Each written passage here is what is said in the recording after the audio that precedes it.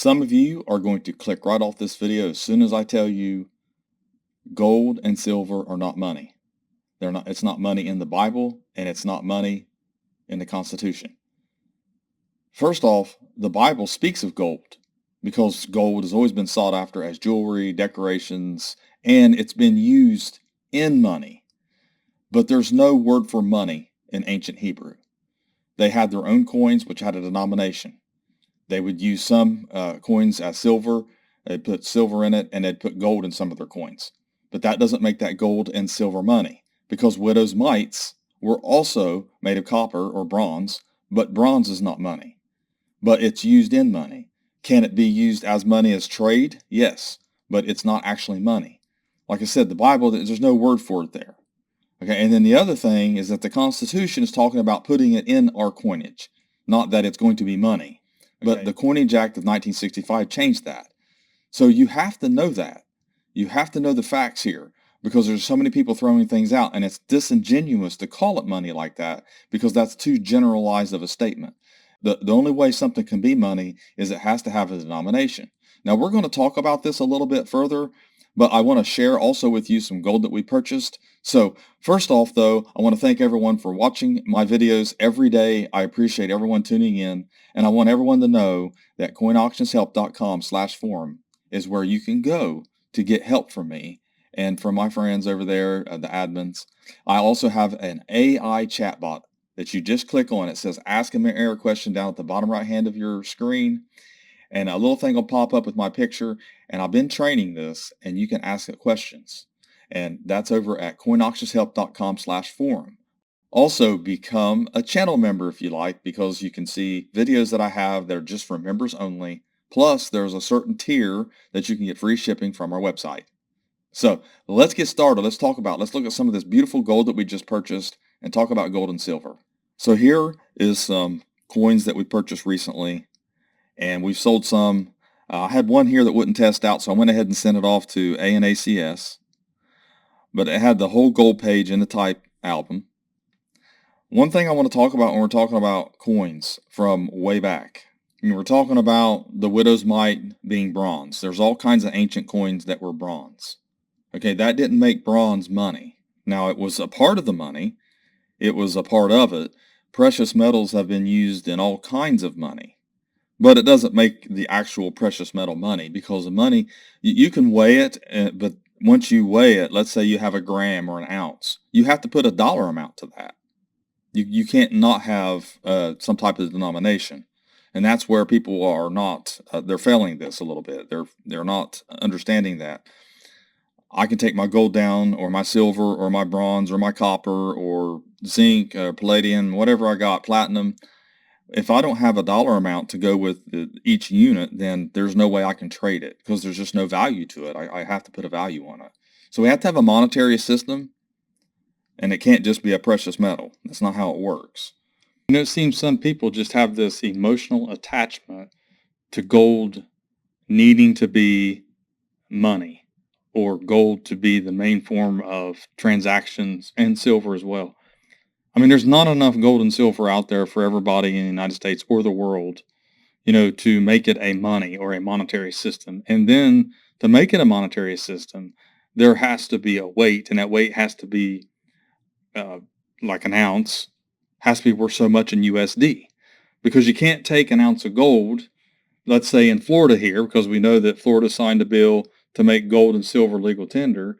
You can't take in an ounce of gold and try to pay a $5,000 debt. It's only worth $3,000, whatever the gold value is at that time. This makes gold, this legislation, a legal tender, in the sense that it has to be a certain purity, it has to be marked, but businesses don't have to take it. But this makes it a form of money in a sense, but yet it has to be valued by fiat dollars. In other words, whatever USD is, and whatever it is an ounce. So I get what people are saying. Like I said, this is more like I got a tax debt, and you're going to give your gold or your silver to the government, and you're never going to see it again. They're not going to spend it. They're not going to go down to the store and get it. Stores don't have to take gold and silver here. Kroger's is not going to take your gold and silver. I mean, for me, money has to be something with a denomination, and it has to be something that you can take anywhere and everybody recognizes it as money, as something that you can buy and sell with. But when you are talking about gold and silver, you have to have a dollar amount. It has to be worth so many dollars for whatever size you have, whether you have a gram, half a gram, all the way up to 10 ounces or an ounce, whichever it is. And then you're not going to spend gold coins. So you're going to have generic gold or gold bars. I know people are heralding this as finally gold is silver's money, but it's not that easy. And it's not exactly the same as the coins in your pocket or the paper money in your pocket or your credit card or writing a check, which are all universally accepted in almost every single business. Sure, you can't go to a ball game. I guess you got to use credit card at a ball game and some events. I've been to some festivals where it was just credit card only. There's reasons for that, not because currency is not valued. It's like people think that this is the answer to not printing more money, but it's so much more complicated than that. You really need to get into economics and study global economics and then macro and microeconomics. So this is a microeconomic win for people who want gold to be money.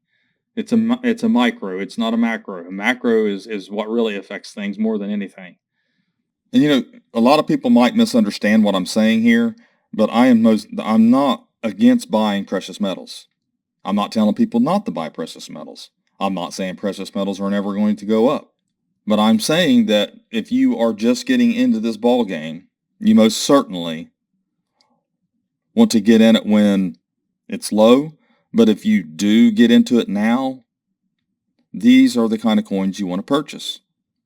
They have more of a numismatic value, not just the gold value. Unfortunately, the gold's so high right now, or at least breaking records, its own records, and it has recently, over the last couple of years, then this stuff goes up more.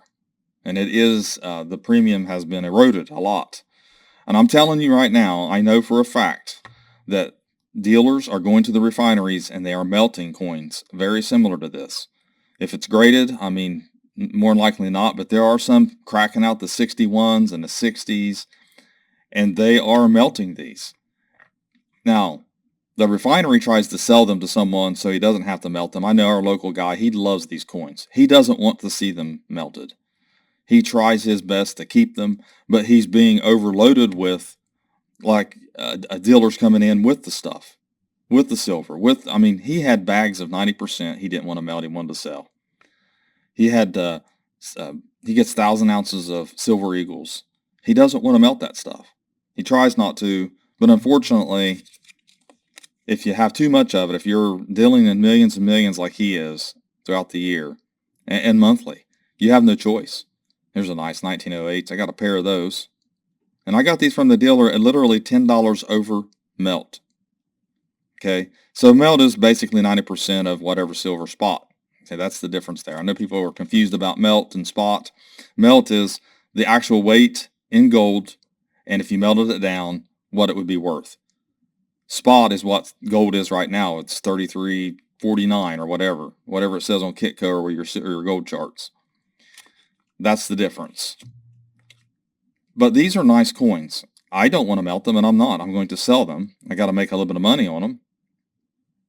But they are just beautiful pieces of history, and it's sad to see that a lot of these are going to the melting pot. It's just the way it is.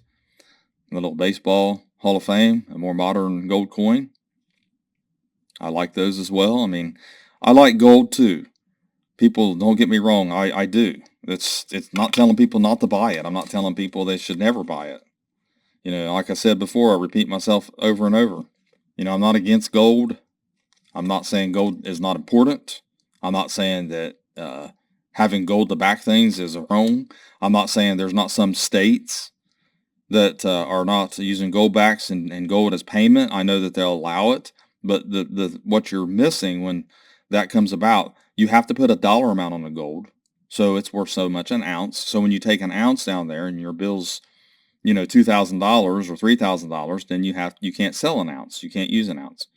It has to have a dollar increments. There has to be something to give it a value. There has to be a denomination. There has to be a monetary system to give gold the value, because gold is basically a precious metal. And that's just what people are failing to understand, or at least they're overlooking that. I know my gold here is worth something because of the dollar. It's not about paper money. The fiat currency is not just paper money. It's actual a trade. It's actually a USD. It's our dollar unit that we use as our denomination, and it's very important to the world economy, not just a piece of paper. That they are printing a lot of it. Don't get me wrong. I'm not saying that fiat currencies haven't died in the past, but we're not talking about just some normal currency here. We're not talking about just some small country like Venezuela. This is the world reserve currency. That's what we have here. We're not just any old currency. The whole world relies on the USD to be strong. They rely on us to consume. We're a very consumer-driven economy. I encourage you to read and study this. Look into GMPs and all that, and understand what world and global economy is and how it works. I just see too much of this FOMO, silver stackers, and things like that, and some of these are disingenuous to everybody because they're just trying to get you to buy because they want their gold to be up. They have this fantasy that the paper is going to die and we're not going to have a monetary system or a USD. We're always going to have a dollar. I mean, even if it has to reset, even if it goes digital, we're going to have a monetary system for the United States of America backed by our government. I mean, we have a very strong government, probably the strongest government in the world. I mean, we might be divided in a lot of things. There might be a lot of things you don't like, but we are literally strong. Our military is strong, and everything that we value is backed by that. I mean, I don't know. I just don't understand how people can't see that or realize that reality, because that's a fact. This is not my opinion. I'm not making it up. I would never make stuff up just to be right. And I know there's going to be a lot of nasty comments. There's going to be a lot of people saying stuff to me. I'm going to try my best to ignore the comments, but man, if you start commenting incorrect stuff, I don't care what a talking head has said about gold or silver or precious metals, unless they're using financially sound facts that economists know, actual economists, financial advisors, people that do this for a living. I do this for a living. I buy and sell PMs all the time. And people have to realize that I can't sell it or buy it unless I put a dollar amount on each ounce. And that dollar amount is whatever spot is, or whatever the melt of that coin is. If it's 90%, if it's less than 100%, or 0.9999 or 0.999, whatever it is.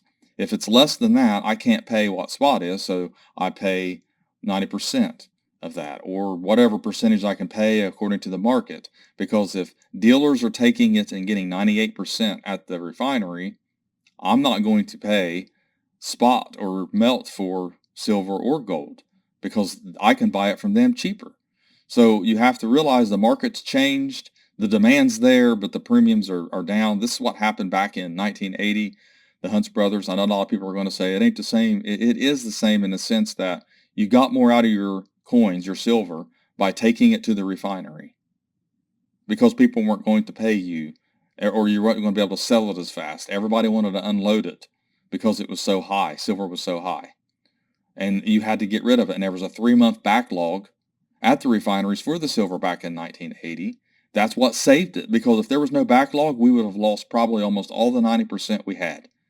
That's how much was being melted. Those refineries were working 24/7. So I have a background in this. I have experience in this. I've researched this, and I do know what I'm talking about. I'm not going to mislead people. I'm not going to FOMO people. I'm not going to tell you not to buy gold or silver. I do recommend buying it and having it as part of your portfolio. I don't think you need to buy it thinking you need it for an apocalyptic event. That I do not think. You're better off with water, food, guns, and ammo. That would way you can protect what you have, because you're going to be fighting for your life more than anything, and your resources. But anyways, thanks for watching my latest video. Please like, share, and comment, and have a great day.